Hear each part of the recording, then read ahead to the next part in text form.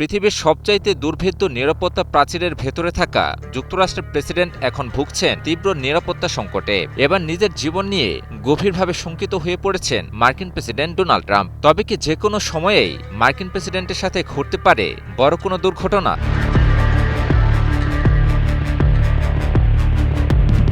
বিষয়টি অবাক করার মতো হলেও সত্য। এবার নিজের জীবন নিয়ে তীব্র শঙ্কা প্রকাশ করেছেন মার্কিন প্রেসিডেন্ট ডোনাল্ড ট্রাম্প। বিভিন্ন প্ল্যাটফর্ম এমনকি সামাজিক প্ল্যাটফর্মগুলোতেও এলোমেলো বক্তব্য দিচ্ছেন মার্কিন প্রেসিডেন্ট, এমনকি যত্রতত্র হুমকিও দিচ্ছেন তিনি।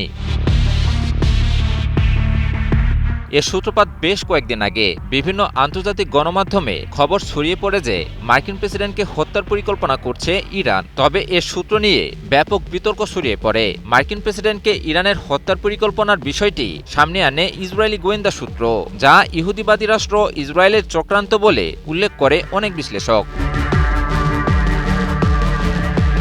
তবে কেবলমাত্র ইসরায়েলি গোয়েন্দা সূত্রের দাবির মুখেই বিষয়টি পড়ে থাকেনি। কিছুদিন আগে তুরস্কের আঙ্কারায় অনুষ্ঠিত ন্যাটো শীর্ষ সম্মেলন থেকেও নিজের গুপ্ত হত্যার শঙ্কা প্রকাশ করেন ট্রাম্প। ট্রাম্প বলেন, তার কাছে এমন তথ্য আছে ইরান তাকে পৃথিবী থেকে সরিয়ে ফেলতে চায়। তিনি এমন একটি নতুন তালিকার খবর পেয়েছেন যেখানে ইরানের মূল লক্ষ্য হিসেবে তার নাম সবার উপরে রাখা হয়েছে।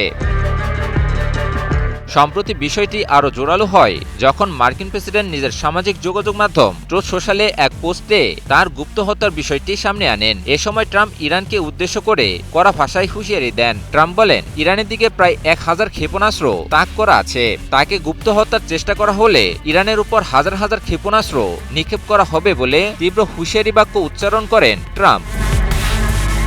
তবে প্রশ্ন হলো, ট্রাম্পকে ইরানের গুপ্ত হত্যা চেষ্টার বিষয়টি প্রকৃতপক্ষে কতটুকু সত্য? ইরান কি সত্যি সত্যি ট্রাম্পকে হত্যা করতে চায়?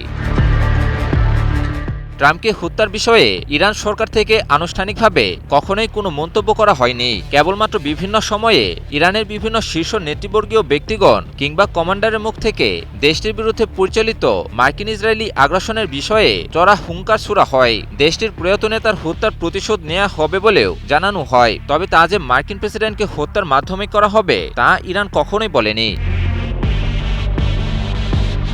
এছাড়াও সম্প্রতি ইরানের প্রয়াত সাবেক সর্বোচ্চ ধর্মীয় নেতা আয়াতুল্লাহ আলী খামেনির জানাজায় যুক্ত হওয়া সাধারণ ইরানিরা তাদের প্রিয় নেতার হত্যার প্রতিশোধের ব্যাপারে যুক্তরাষ্ট্র ও যুক্তরাষ্ট্রের প্রেসিডেন্টের বিরুদ্ধে তীব্র হুঙ্কারে সাধারণ ইরানিরা বলে, ডেথ টু আমেরিকা। একই সাথে ট্রাম্পকেও হত্যার হুঙ্কার ছুড়ে তারা।